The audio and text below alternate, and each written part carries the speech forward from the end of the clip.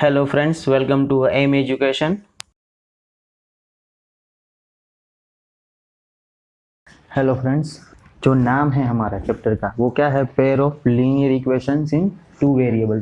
तो ये जो लीनियर इक्वेशन, इसका जो मीनिंग है वो क्या है, वो पहले हम डिस्कस करेंगे। तो देखिए, पहले क्या लिखा है? पेयर। पेयर का मतलब क्या है? दो। उसके बाद लिखा है लीनियर इक्वेशन। देखो, लीनियर का मतलब 9th क्लास में पढ़ा होगा, लीनियर पॉलिनोमियल्स। लीनियर पॉलिनोमियल्स का मतलब क्या था कि उसका जो वेरिएबल है, उसका जो वेरिएबल है उसकी मैक्सिमम पावर क्या होगी?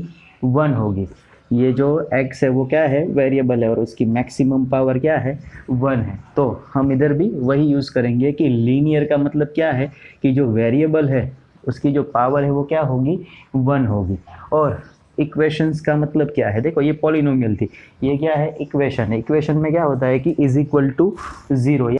उसके बाद क्या लिखा है? इन अ टू वेरिएबल। टू मतलब ये जो है पॉलिनोमियल, उसमें सिर्फ एक ही वेरिएबल है, x। नेक्स्ट जो हमारा है टू वेरिएबल्स, हमारे पास जो इक्वेशंस होंगे वो क्या होंगे? उसमें दो वेरिएबल होंगे। टू वेरिएबल मतलब x और y, बाद a और b। ये m और n भी क्या है? दो वेरिएबल है। s और t क्या है? वो भी क्या है? वेरिएबल है। कोई भी अल्फाबेट्स है वो वेरिएबल में आ सकते हैं। लीनियर का मतलब क्या है? जिसकी पावर, जिस वेरिएबल की पावर क्या हो? 1, उसको हम क्या बोलेंगे? लीनियर। उसके लिए हमें थोड़े एग्जाम्पल इधर लिखे हैं। ये है क्या? उसके लिए पहले हमें क्या करना पड़ेगा? जनरल फॉर्म देखना पड़ेगा उसका। तो जनरल फॉर्म क्या है उसका? a1x plus b1y plus c1 is equal to 0। देखो, हमने 9th क्लास में भी इसका जनरल फॉर्म देखा था, ax plus by plus c is equal to 0। Okay, लेकिन इसमें कितने हैं? पेयर। पेयर मतलब कितने हैं? 2। इसमें कितने वेरिएबल है?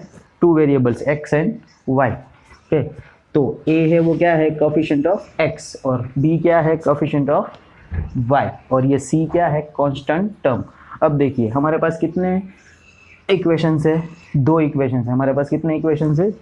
दो इक्वेशंस है। तो उसमें हमें a को a1 लिखना पड़ेगा फर्स्ट वाले में, वैसे ही b1y और उसके बाद plus c1 is equal to 0। तो ये क्या है? फर्स्ट इक्वेशन है, a1x plus b1y plus c1 is equal to 0। वैसे ही सेकंड इक्वेशन क्या है? a2x plus b2y plus c2 is equal to 0। आप देख सकते हैं कि इसमें a और b कभी एक साथ 0 नहीं हो सकते। a और b है वो कभी एक साथ 0 नहीं हो सकते। फर्स्ट एग्जांपल क्या है? 3x minus 4y plus 3 is equal to 0। आपको इधर देखना पड़ेगा कि ये जो 3 है वो क्या है? x का कोफिशिएंट है। वैसे ही -4 है वो क्या है? y का कोफिशिएंट है। और c क्या है? कांस्टेंट टर्म क्या है? 3 है। ओके, वैसे ही कोई दूसरा इक्वेशन है 4x plus 19y is equal to -4। देखो, इसमें इज इक्वल टू 0, ये स्टैंडर्ड फॉर्म में ही था, ये स्टैंडर्ड फॉर्म में नहीं। इसको स्टैंडर्ड फॉर्म में लाने के लिए हमें क्या करना पड़ेगा? -4 की क्या करनी पड़ेगी? साइड चेंज करनी पड़ेगी। तो ये -4 है, वो सामने जाएगा तो क्या हो जाएगा? +4 इज इक्वल टू 0। ये उसका क्या हो गया? स्टैंडर्ड फॉर्म हो गया। ओके, इक्वेशन आपको कैसे भी दे सकते हैं। वैसे ही 7x minus 8y is equal to 0। उसके बाद प्लस 8 इज इक्वल टू 0। आप देख सकते हैं इसमें y वाला जो वेरिएबल है वो नहीं है। ओके, वैसे ही 15y minus 8 is equal to 0, इसमें x वाला वेरिएबल नहीं है। ओके, लेकिन सभी इक्वेशन से वो क्या हो सकते हैं? Linear equation in two variable. क्यों? क्योंकि सपोज इसमें एक y वाला टर्म नहीं, तो हम इसको ऐसे लिख सकते हैं 7x plus 0y plus 8 is equal to 0। In short, जो भी वेरिएबल नहीं है उसका कोफिशिएंट क्या है? 0 हम ऐसा मान के चल सकते हैं। ओके, फर्स्ट में हमने क्या देखा है कि ये जो उसका नॉर्मल स्टैंडर्ड फॉर्म है वो हमने देखा है कि दो। पेयर का मतलब दो है। वैसे लीनियर का मतलब क्या है? उसकी जो मैक्सिमम पावर क्या होगी? 1 होगी। अब देख सकते हैं x और y दोनों वेरिएबल की मैक्सिमम पावर क्या है? 1 है। उसके बाद इक्वेशन है, उस मतलब उसमें इक्वल की साइन होगी। इन टू वेरिएबल्स मतलब इसमें दो वेरिएबल्स होंगे, x और y क्या है? वेरिएबल्स है। Okay, now next topic is solutions of linear equation. तो देखो, पहले भी आपने देखा है what is solution. If any pairs of the values of x and y which satisfies the both the equations is called a solution. मतलब x और y की ऐसी दो वैल्यू जो दोनों इक्वेशन को क्या करें? सेटिस्फाई करें, तो हम क्या बोलेंगे? उसको उसका सॉल्यूशन बोलेंगे। तो वो दोनों जो वैल्यू है x और y की, ओके, उसको हम क्या बोलेंगे? Solution of the linear equation in two variables. Okay, उसके बाद उसके लिए एक एग्जांपल है, हमें चेक करने के लिए बोला है, verify that x is equal to 3 and y is equal to 4 is the solutions of the equation 2x plus y is equal to 0 and x minus 2y plus 5 is equal to 0। हमें क्या करना है, इसको verify करना है। Verify करने का मतलब क्या है कि हमें चेक करना है कि ये उसके सॉल्यूशंस है कि नहीं। तो उसके लिए हमारे पास दो इक्वेशन हमें दिए है, 2x plus y is equal to 0 and x minus 2y plus 5 is equal to 0। हम दोनों में चेक करेंगे। तो पहले ये इक्वेशन हमने लिखा है। देखो कोई भी इक्वेशन है उसमें दो पार्ट होते हैं, एक लेफ्ट हैंड साइड होती है और एक क्या होती है, राइट हैंड साइड होती है। एक लेफ्ट हैंड साइड होती है और दूसरी क्या होती है, राइट हैंड साइड होती है। तो हमारे लिए फर्स्ट ये जो 2x प्लस वाई है क्या है, लेफ्ट हैंड साइड है, and second or right hand side. अब हम क्या करेंगे, चेक करेंगे। हमारे पास x और y की दो वैल्यू है। First value x is equal to 3 है और सेकंड वैल्यू क्या है, y इज इक्वल टू 4 है। ओके, हम 1 बाय 1 दोनों को पुट करेंगे और उसके बाद देखेंगे LHS की जो मतलब LHS वाला जो हमारा पार्ट है उसमें x और y दिया है हमें। तो हमने x की जगह पे क्या पुट किया 3 और y की जगह पे क्या पुट किया 4।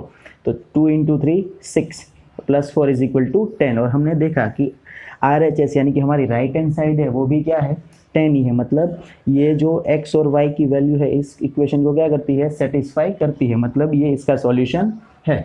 नेक्स्ट वाला equation same procedure, x minus 2y plus 5 is equal to 0 हमें दिया है। तो फर्स्ट वाला ये जो पार्ट है वो हमारे लिए क्या है, लेफ्ट हैंड साइड है और हमारे राइट हैंड साइड क्या है, 0 है। ओके, तो हम लेफ्ट हैंड साइड में वैल्यू पुट करेंगे, क्या है x माइनस 2y प्लस 5। तो x की जगह हम क्या पुट कर सकते हैं 3 और y की जगह पे हमें क्या दिया है 4। तो 3 प्लस और 5 प्लस दोनों का एडिशन क्या होगा 8, ये माइनस एज इट इज, और 4 2 जा 8, 8 माइनस 8 क्या हो जाएगा 0। Therefore is equal to RHS, यानी कि ये दोनों जो वैल्यू है x की वैल्यू 3 और y की वैल्यू 4, दोनों को हम 1 बाय 1 इक्वेशन में पुट करते हैं तो वो दोनों इक्वेशन को सेटिस्फाई करती है। मतलब हेलो फ्रेंड्स, नेक्स्ट टॉपिक हमारा क्या है, methods of solving linear equations in 2 variables. मतलब कि जो हमारे पास दो लीनियर इक्वेशन है उसके लिए हमें सॉल्यूशन किसको बोलते हैं वो हमने समझ लिया। अब उसको सॉल्व करने की जो मेथड्स है वो कौन कौन सी है उसके बारे में हम बात करेंगे। तो फर्स्ट जो मेथड है वो क्या है, एलिमिनेशन मेथड है, बहुत इजी है। ओके, वैसे ही क्रॉस मल्टीप्लिकेशन मेथड है। सेकंड क्या है, क्रॉस मल्टीप्लिकेशन मेथड है। Third substitution method. फोर्थ क्या है, ग्राफिकल मेथड। ये जो चारों मेथड है ओके, उसका यूज़ करके हम क्या कर सकते हैं, कोई भी दो लीनियर इक्वेशन है उसका सॉल्यूशन है वो हम फाइंड कर सकते हैं। तो और ये जो मेथड्स है वो यूज़ करने से पहले हमें पता करना पड़ेगा कि उसके सॉल्यूशन मिल सकते हैं कि नहीं मिल सकते, मतलब वो पॉसिबल है कि नहीं। तो उसके लिए वो कैसे पता चलेगा कि मतलब किसी के सॉल्यूशंस मिलेंगे नहीं मिलेंगे, कितने मिलेंगे, वो कैसे पता चलता है। तो उसके लिए 3 चीज़ें हैं। जो कोफिशिएंट्स है हमारे पास A1 A2 B1 B2 और कांस्टेंट टर्म है C1 और C2, उसके लिए हम पहले क्या करेंगे, पहला जो है वो क्या है, यूनिक सॉल्यूशन। यूनिक मतलब वन एंड ओनली वन। मतलब कोई भी दो लीनियर इक्वेशन का एक क्या हो सकता है कि एक ही सॉल्यूशन मिले, कोई दूसरा सॉल्यूशन नहीं मिल सकता। मतलब कोई एक ही पेयर आपको मिलेगी। Suppose x is equal to 2 मिलेगा और y इज इक्वल टू 3 मिलेगी। यूनिक सॉल्यूशन कब पॉसिबल है उसके लिए हम बात करेंगे। यूनिक सॉल्यूशन है कि नहीं वो चेक करने के लिए हम क्या करेंगे, A1 बाई A2 यानी कि A1 और A2 फर्स्ट के x के कोफिशिएंट है उनका रेशियो निकालेंगे। ओके, और उसके बाद क्या करेंगे, जो y है उसके कोफिशिएंट है B1 और B2 उसका रेशियो निकालेंगे और देखेंगे कि उनकी जो वैल्यू है, ये दोनों जो रेशियो है, तो अगर रेशियो सेम नहीं है तो कितने सॉल्यूशंस मिलेंगे, यूनिक सॉल्यूशन मिलेगा। उसके बाद वही A1 और A2 और B1 और B2 का रेशियो सेम मिलता है, लेकिन इनके जो कांस्टेंट टर्म है C1 और C2 उसका रेशियो सेम नहीं मिलता, तो उसका एक भी सॉल्यूशन आपको मिलेगा नहीं। x और y की मतलब वेरिएबल की कोई भी ऐसी वैल्यू नहीं है कि दोनों इक्वेशन को एक साथ सेटिस्फाई कर सकते हैं। ओके, ऐसी कोई आपको वैल्यू मिलेगी ही नहीं, मतलब उसका सॉल्यूशन आपको मिलेगा ही नहीं। मतलब उसको हम क्या बोलेंगे, नो सॉल्यूशन। नेक्स्ट क्या है कि इनफाइनाइटली मैनी सॉल्यूशन। इसमें आपको तीनों का रेशियो लेके चेक करना पड़ेगा। अगर तीनों इक्वल है, A1 by A2 B1 by B2 और C1 बाई C2, तो इसके कितने सॉल्यूशंस मिलेंगे, इनफाइनाइटली मैनी सॉल्यूशंस मिलते हैं। अगर हम एग्जांपल देखें तो हमारे पास एक इक्वेशन, दो इक्वेशंस है हमारे पास, दो इक्वेशंस है 3x plus 4y minus 3 is equal to 0, 9x minus 8y plus 12 is equal to 0। इसके जो कोफिशिएंट्स है वो हम पहले लिख लेते हैं।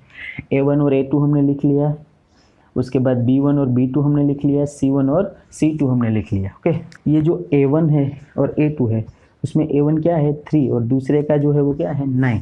उसके बाद y का जो कोफिशिएंट है b1 पहले में क्या है 4 और b2 क्या है -8 लिखा है। देखो साइन के कोई भी कोफिशिएंट है वो हम लिखेंगे तो क्या करेंगे, साइन के साथ लिखेंगे, माइनस की साइन है तो उसके साथ लिखेंगे, प्लस वाला है तो पॉजिटिव की साइन लिखने की ज़रूरत नहीं है। ओके, वैसे ही दोनों कांस्टेंट टर्म है हमारे पास -3 और +12।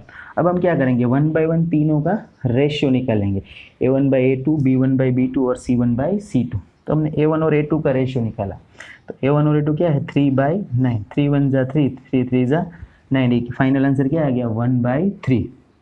वैसे ही b1 और b2 का रेशियो निकाला हमने, तो उसका आंसर क्या आएगा 4/-8। ओके, तो 4 1 जा 4, 4 2 जा 8, तो क्या आएगा 1/2। ओके, आप देख सकते हो ये माइनस की साइन है, इधर मैंने ऊपर लिखी है, मतलब ऊपर साइन हो या नीचे हो कहीं भी लिख सकते हैं। वैसे ही c1 और c2 का रेशियो हम निकालते हैं, तो c1 क्या है -3 और c2 क्या है 12, तो वो क्या आ गया माइनस, ऐसे ही 3 1 जा 3, 3 4 जा 12, तो -1/4। तो आप देख सकते हैं कि फर्स्ट वाले दोनों है उनका रेशियो सेम नहीं आ रहा है, और अगर ये रेशियो सेम नहीं होता है तो हम क्या बोल सकते हैं कि इन दोनों इक्वेशन के कितने सॉल्यूशंस हैं, नंबर ऑफ सॉल्यूशंस क्या होगा ओनली 1, यानी कि उसके यूनिक सॉल्यूशन उसका मिलेगा। ओके, कोई भी एक सॉल्यूशन आप उसका फाइंड कर सकते हो। ओके, उसके बाद दो वर्ड है कंसिस्टेंट और इनकंसिस्टेंट। तो देखो कंसिस्टेंट किसको बोलते हैं और इनकंसिस्टेंट किसको बोलते हैं। जिसका सॉल्यूशन मिले उसको हम क्या बोलेंगे कंसिस्टेंट, जिसका सॉल्यूशन मिले उसको हम क्या बोलेंगे कंसिस्टेंट, और जिसका सॉल्यूशन नहीं मिलता उसको हम क्या बोलेंगे इनकंसिस्टेंट। तो आप देख सकते हो इसमें यूनिक सॉल्यूशन है, इसमें तो इन्फाइनाइटली मेनी सॉल्यूशंस है। ओके, तो दोनों के इसमें एक सॉल्यूशन मिलेगा और इसमें तो बहुत सारे सॉल्यूशंस मिलेंगे, तो इसको और इन दोनों को मतलब फर्स्ट और थर्ड दोनों को मतलब यूनिक सॉल्यूशन है उसमें और इन्फाइनाइटली मेनी सॉल्यूशंस है उसको हम उन दोनों को क्या बोल सकते हैं कंसिस्टेंट बोल सकते हैं। और ये जो नो सॉल्यूशन है मतलब जिसके सॉल्यूशन पॉसिबल नहीं है, ओके, तो उसको हम क्या बोलेंगे इनकंसिस्टेंट इक्वेशंस। ओके,